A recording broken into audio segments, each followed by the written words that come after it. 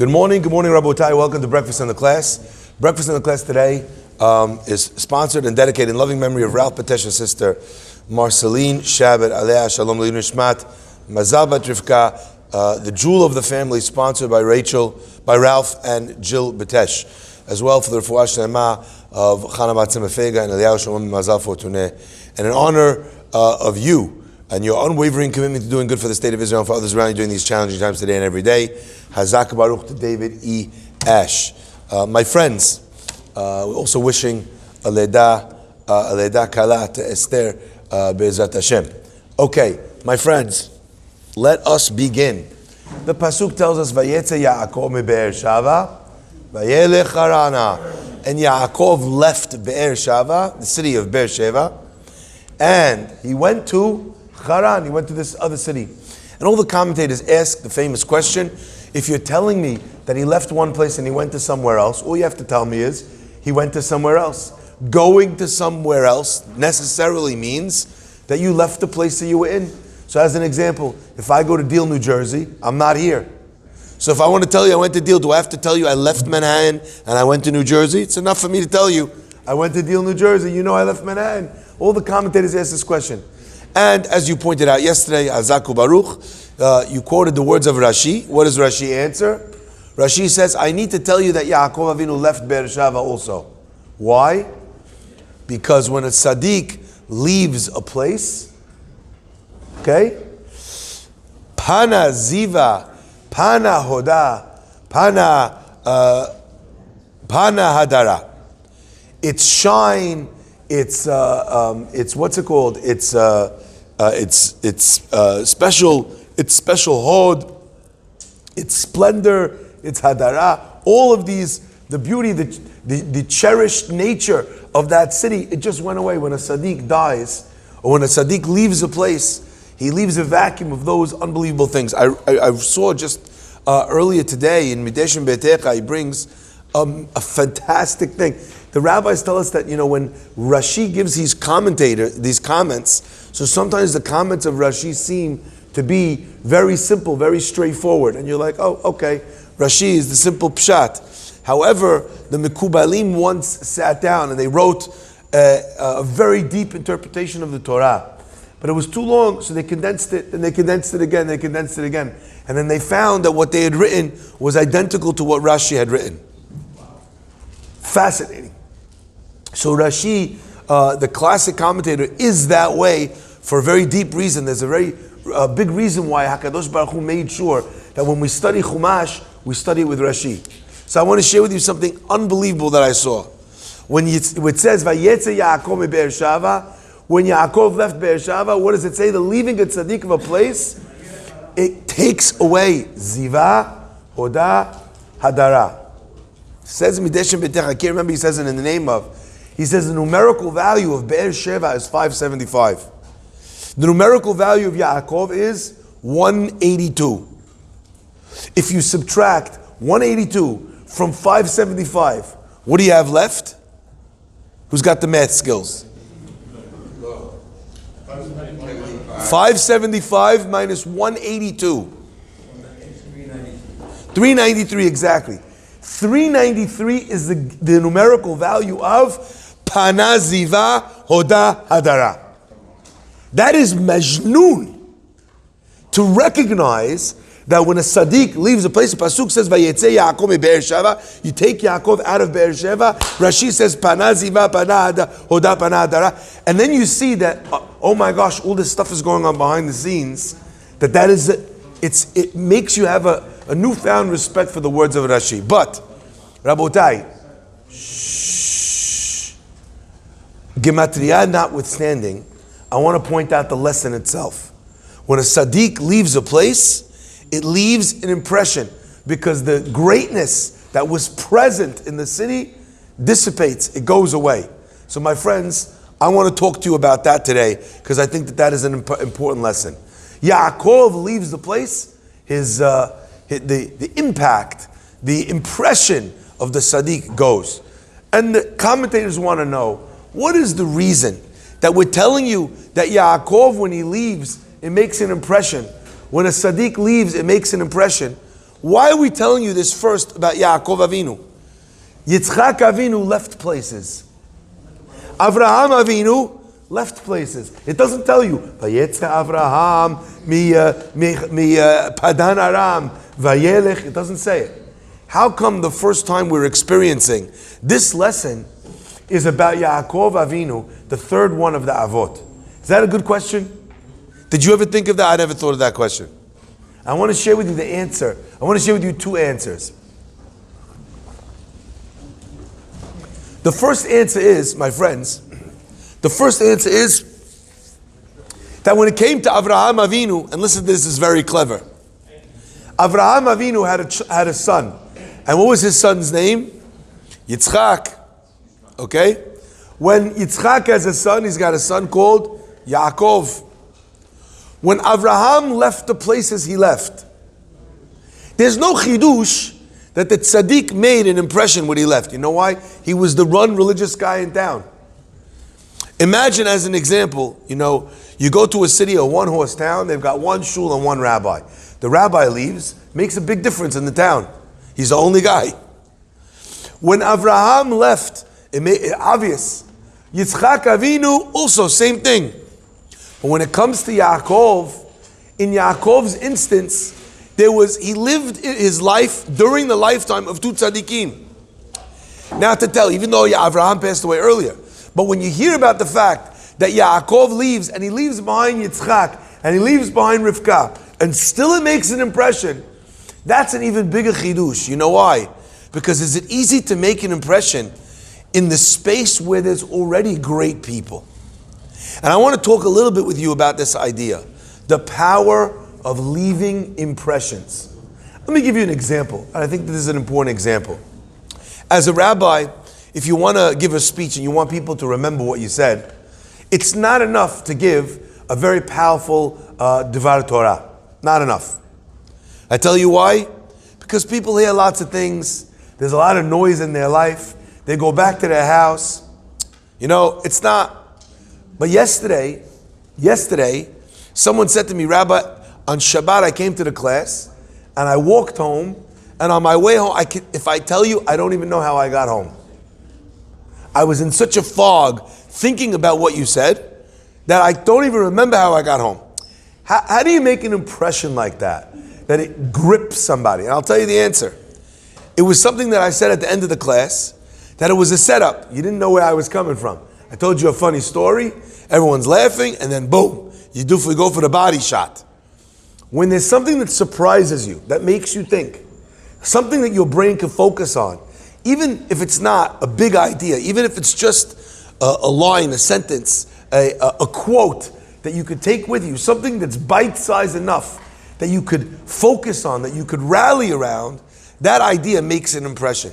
And if you're trying to make an impression, not trying to give a class, sometimes it's important for a rabbi to say less, by the way, and not more. Sometimes it's important for a rabbi not to hit over here, but to hit over here. You know why? Because it's not going to land if you go here. That's not where they're at. So you need to know who you're speaking to.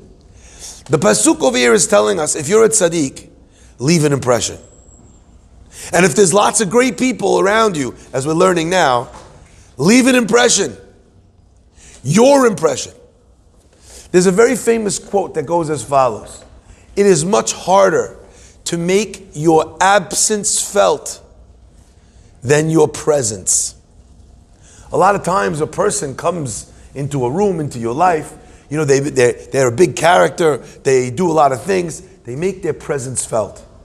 But did they do something or say something or achieve something that even after they leave that place, that it survives, the impact survives their departure? My friends, with our children, with our communities, with the people we want to inspire. You meet someone on the train, you want to leave an impression. How do you make sure that that impression stays even after you left? That's, my friends, what the pasuk is communicating over here. Vayetze Yaakov mi Be'ersheva vayelech Harana. He left this place and he went somewhere else. But the impression that he left, it didn't stop with him staying. The second idea, my friends, that we covered today together is the fact that there's someone else doing something doesn't mean that you're absolved. If there's a rabbi who's teaching, if there's a person who does a lot of acts of chesed in the community, that doesn't mean that there's not a place for you. Your job is to figure out what job is not getting done. Now that's a crazy thing, because a lot of times in life, people look for jobs the way they look for chesed, but they don't look for jobs the way they look for employment. Imagine saying to yourself, why do I need a job? Lots of other people have jobs. No one says that.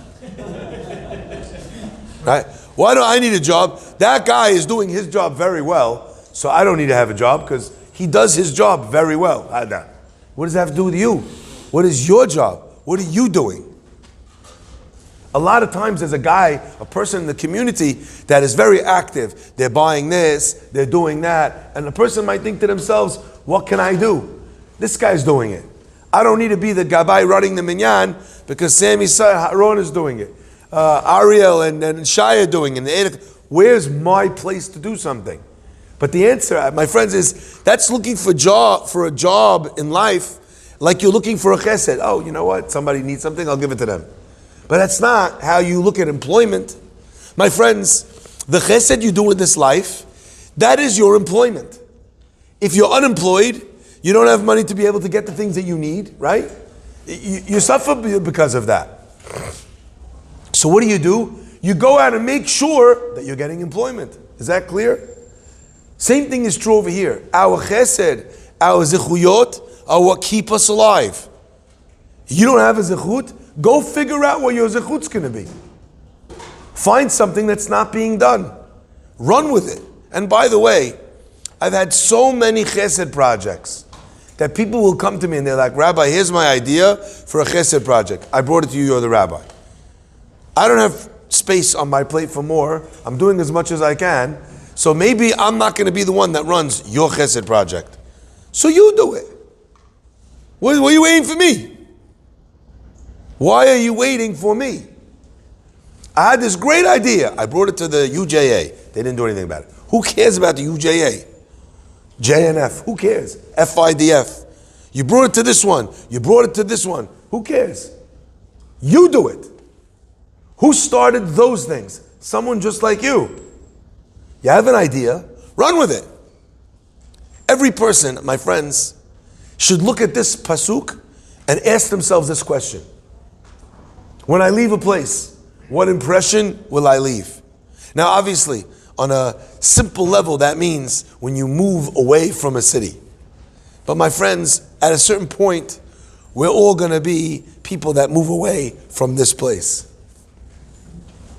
I always say there's only two things that are absolutely certain: death and taxes. And if you're Jewish, death. So the point is, you are at some point going to shuffle off of this mortal coil. Hopefully at 120, smiling on your, in the hospital or your bed with your family around you, happy with the life that you lived. Be'ezat Hashem. Okay? Be'ezat Hashem. But there's going to be a point where you don't exist anymore. What hashpa'ah, what impression did you leave?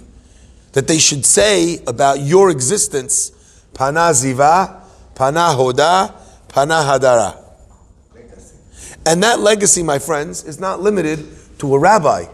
It's not. I don't know if you know or if you noticed, but all the time, when people ask me, how Rabbi, how you doing? I answer them, how you doing, Sadiq? What's going on, Sadiq? How is everything, Sadiq? And people tell me, Rabbi, I'm not a Sadiq. And I also, by the way, if someone calls me a Sadiq, I also say to them, Be'ezat Hashem one day. I also don't think I'm a Sadiq. But I want you to understand that God also calls people Sadiq. Our great rabbis called people Tzaddik. I want to prove this idea to you beyond the shadow of a doubt. The Gemara says, if a man walks up to a woman and he says to her, you are betrothed to me here, I'm doing kiddushin, take this ring, take this dollar, and I want you to be my wife, al menat she'ani tzaddik amur, on condition that I am a complete tzaddik. He gives her the money, she takes the money. Is she mikudesh? Do you think she's married to him? They made the marriage conditional on the fact that he is a tzaddik. She took the money, accepted the kiddushin on condition that he's a tzaddik. Says the Gemara, she wants to marry someone else, she needs a get, she needs to be divorced. Why? Because maybe in that minute, the person had thoughts of teshuvah, and he's tzaddik gamur. My friends, when a tzaddik leaves a place, he leaves an impression. I think, in fact, that is something that every single person can aspire to be able to do. Not only to leave an impression where there's nobody, that's for sure, that's simple, but to leave an impression even when there's many people. My friends, I was thinking to myself the other day. I saw somebody at an event. He said to his wife, "Honey, hurry. The Uber's outside, and I don't want to lose my 5-star rating." I don't know if you know this, not everybody is aware of this. You know how you rate Uber drivers? Uber drivers rate you. Do you know that? Uber drivers rate you. That says, "Honey, hurry up. I don't want to be late. I don't want to lose my Uber rating." Habibi, in Shamayim, there's also a rating that everybody's getting. And that rating is coming. What do you think makes an Uber driver rate you in a negative way? If you're eating smelly food in his car, if you made him wait, if you slammed the doors. Okay, obviously if the guy's an anti-Semite, he might just do it because you're Jewish. But in a normal circumstance, the way you spoke to him, did you yell at him about something?